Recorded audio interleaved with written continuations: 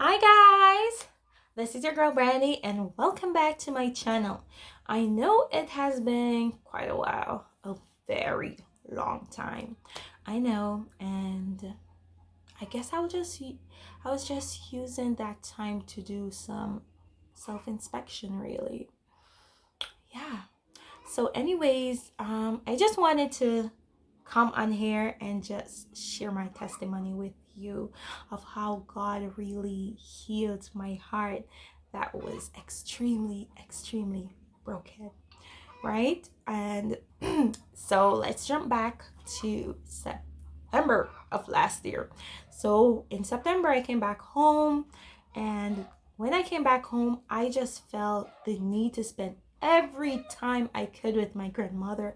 I mean, I would go over to her house several times for the day, in the morning, the afternoon, in the evening. I spent a lot of time with her, and during that time, we got very close. And so then, and during that time, she was sick, but she wasn't, very sick.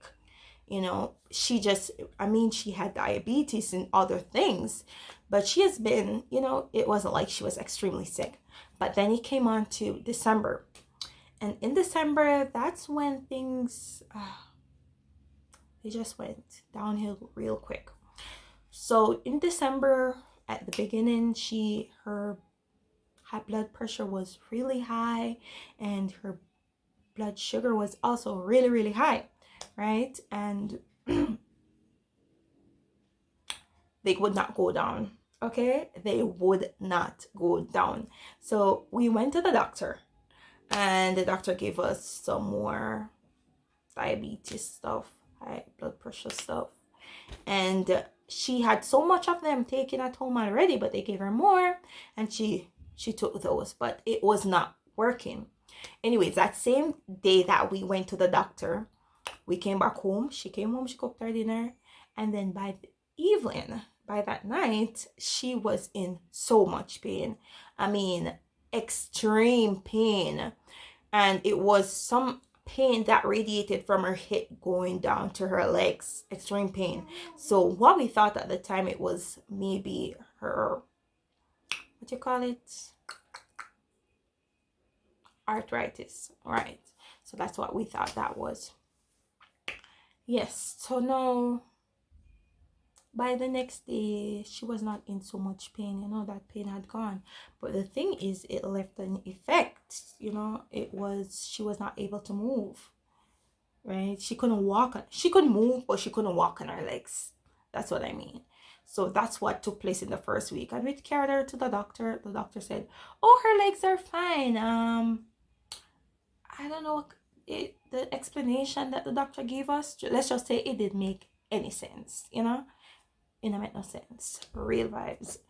And yeah, so after coming back from the doctor, since the doctor said everything is okay, we came back from the doctor, and during that, so that was the first week. During that second week, she couldn't move. She couldn't even turn in the bed. She couldn't turn any at all. So, and by the end of, closer to the end of that week, her feet started to get dark. So we brought her to the doctor again. Brought her to the doctor, and the doctor now changed. Well, it wasn't the same doctor, but the doctors were now telling us that this leg had to be removed. And you're like, but we came here last week. Remember, it's the same week that I told you she was in pain, and then the pain disappeared. She was walking on the leg, everything normal. And then this week now, they were telling us the leg had to be removed. So how can, and so this is just basically the second week now, right? And so we're going into the third week. So in the third week, she was at the hospital. They finally did remove that leg. And when they removed the leg,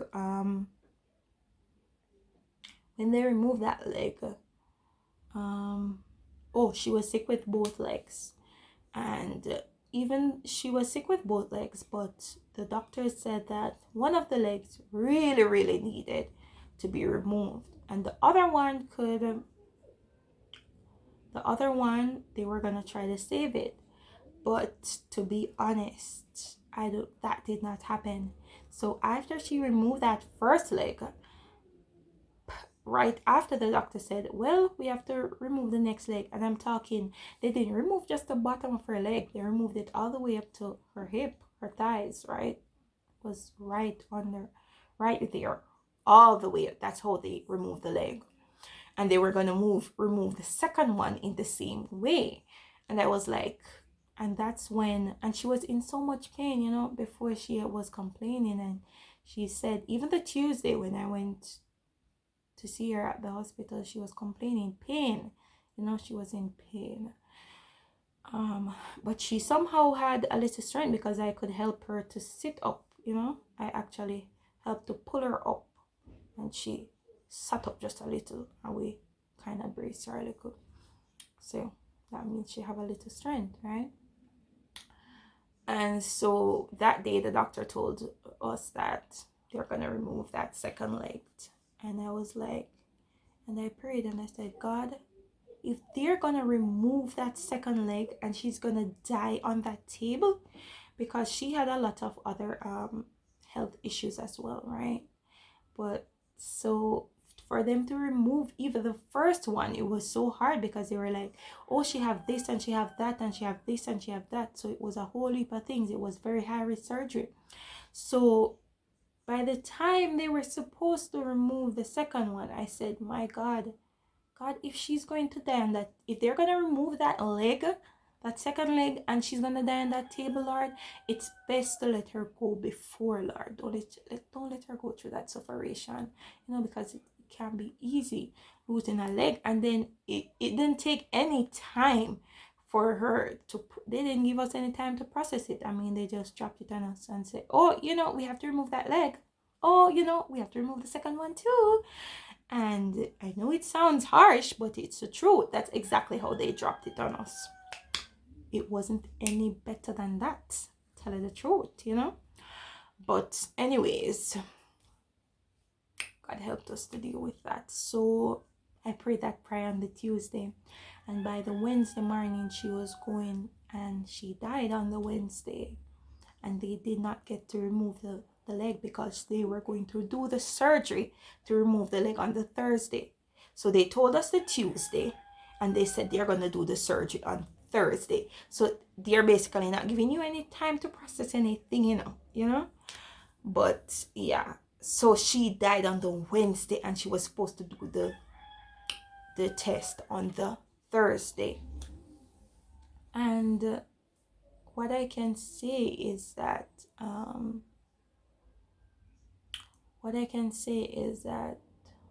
she passed, right? And even though God answered my prayer so quickly, you know, he answered my prayer so quickly, and I was happy that she was no longer in pain, my heart was just so extremely broken.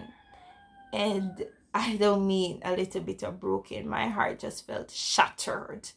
And I felt such a heavy burden on me. I don't know how to explain it, you know, because I was so burdened. That's just how I felt, burdened. I felt so brokenhearted. That's just how I felt, you know.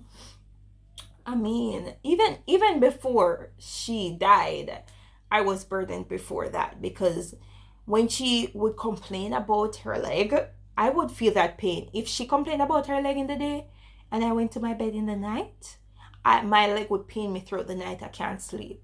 If she complained about her back in the night, in the day to me, and I go to bed in the night, I can't sleep because my back is paining me, and my mind would just play it over and over. So during that whole time, I could not sleep properly, because every night I would be thinking about it. It was such a very stressful time. And after she died, things got no better. They got worse, you know. I couldn't sleep. My mind was just over and over and over and over, because it happened so quickly. So I was just devastated, really. And so as it came closer to the funeral, I think things got worse in terms of not being able to sleep in the nights, and my mind just going out of control, really, because I just kept thinking, I couldn't sleep because my brain was just thinking, thinking, you know. And especially the night before a funeral, I think that's when things were pretty bad, because then I started to think about, how am I going to be able to look at her? I can't look at her, And the more I thought about that, I was sleeping, and I'm telling you, my mind is thinking that, and I'm sleeping. And I just ended up in a panic attack. I couldn't breathe, really, and I had to wake up my sister, and that's how I got through that. And I prayed to God. I said, God, I cannot do this on my own. There is no way I can go and look at Mama tomorrow morning. I can't do it. I need you to be my strength. I need you to be the one to hold me up, to strengthen me, because I cannot do it. And I can tell you, I can testify, that day, I am telling you, I did not do it. It was God who divinely did it. God was the one who was holding me up, you know? And that day, before I was so worried, like, I thought I needed so much people to help me to even look at her body, because I don't know, it was just so devastating for me to even think of it. And on the day, I can tell you, so many things happened, and so many people end up late, and at the end of the day, it was I alone who went to look at her body.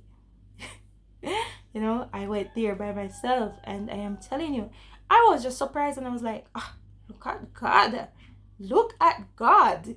Oh my gosh, yes, Lord. God held me up, and I was able to look at that body, not by my own strength, but because God held me. And I would like to say that's where the burden left, and that's where my heart was healed, but it was not so. Because even after that, right after she died, I would just be talking normally, talking about something completely different, and then I would remember something about her, and my eyes would well up with tears over and over and over. It happened several times a day, like, yeah, even after the funeral. And one day I went to my mom's church, and while I was in the church, I couldn't focus on anything that they were saying in church. I was just so devastated. I felt I was speaking to God, and I said, God, my heart is so broken. It feels like I have nothing left, like it cannot be fixed. That's how my heart felt. I felt so burdened. I don't know how to explain it. I felt so burdened, and my heart felt so broken. I felt like, I don't know, like it couldn't be mended. That's how it felt. It felt shredded. It felt like there was nothing left. That's how my heart felt during that moment. And I said, God, I don't know how this is gonna work. I don't know how my heart is gonna ever be healed from this. It is so burdensome. It is too much, and I feel like I will never be healed. And during that time, that very same time, brother in the church got up and he said, all of those who are brokenhearted, come to the altar. And I was like, I have been going to church for years now, and I have never heard anyone do an altar call for the brokenhearted. Never. People do altar call for different things, but never for the brokenhearted. And I was like, wow, God is speaking to me directly. So you knew I could not sit there in my seat with my broken little heart and act like, So I went up there, and of course, so many other people also went, but I knew that call was specifically meant for me. And I can tell you, that is where that burden left me. That burden that felt like 1,000 tons lifted up off my shoulder, lifted up off my neck. I'm telling you, when my grandmother died, my neck started to pain me. The burden was like right here. That's how it felt. And I'm telling you, that's when that burden just lifted up, just like that. God just did it in the split of a second. You know, that thing that I thought could not be moved, that mountain, I said, this can't shake. But God took it down. He broke it down just like that. He lifted up the burden, and my heart that felt shredded was made whole once more. The heart that I said, my God, nothing is left. Nothing is left of my heart. God mended it and he made it whole again. No, I am not saying that after this I was not still sad. I still did not feel sad whenever I think about my grandmother. I still get sad when I think about her. But I can tell you there's a big difference. That burden that was there is not there. It is not there. God has completely taken that away from me. The Bible said God is close to the brokenhearted. And it is so true. He's there. God will never leave you nor forsake you. Right? The enemy is a liar. You're not by yourself. God is with you. He will carry you when you can't carry yourself. You cannot carry yourself. God will lift you up. God will take you up, because that is the God that we serve. He will never leave us. He will never forsake us. He will never leave his children to suffer. Right? And the promises of God are true. So I am just here to share this testimony with you guys today, to just speak to you guys and tell you that no matter what you're going through, God is right there. God is right there. God understands. God knows exactly what you're going through, and he will take you through. He did it for me, and he will do it for you. He loves all of us. Yes, all of us. But he loves each of us uniquely, and he knows how to love us differently based on the personalities we have. God is faithful. God is true. And he will take you through. And what I have learned from this whole event with my grandmother is that life is so short. Life is so short. And the truth of it is, it doesn't make sense. We try our best to gain everything in this world and we forsake our souls. Because at the end of the day, whether you want to believe it or you don't believe, God is real. Jesus is real. And he is coming back one day to judge us. Whether you believed or you didn't believe. Because whether you believe, it doesn't change the fact that God is real. Right? God is real. And if you don't, and he's coming back. And if you don't live to see God come back and you die before, then that is where your judgment comes. It is appointed unto man to die. We must die. We must die. So what can you take of this world with you? There is nothing that any of us can take. Nothing at all. So at the end of the day, the whole purpose of man is to serve God. Because the only thing that really matters is our soul. It doesn't matter what we gained in this world. It's our soul. Did you live a life to please God? So, yeah, that's just the word I wanted to share with you guys. And encourage you guys to do some deep inspection. You know? Yeah. So that's it for today, guys. It was really nice chatting with you. Chatting, okay. But I hope you were blessed by this testimony, and hopefully I'll be making some more videos in the near future. All right, bye guys, hope you were blessed. Bye, see you next time.